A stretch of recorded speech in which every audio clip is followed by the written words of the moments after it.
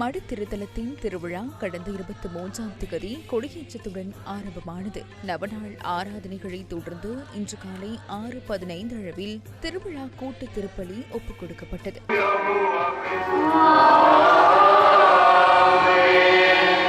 நம் ஆண்டவராகிய இயேசு கிறிஸ்துவின் அருளும் கடவுளின் அன்பும் தூய ஆவியாரின் நட்புறவும் உங்கள் அனைவரோடும் இருப்பதாக.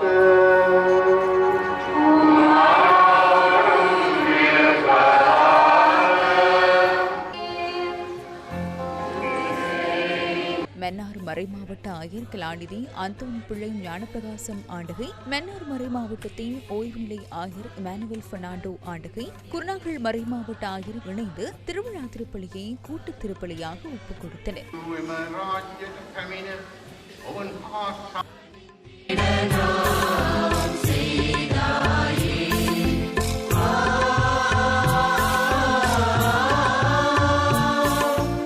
திருவிழா திருப்பலியை தொடர்ந்து மருதபடி அண்டையின் திருச்சுருள் பவனி இடம்பெற்றது.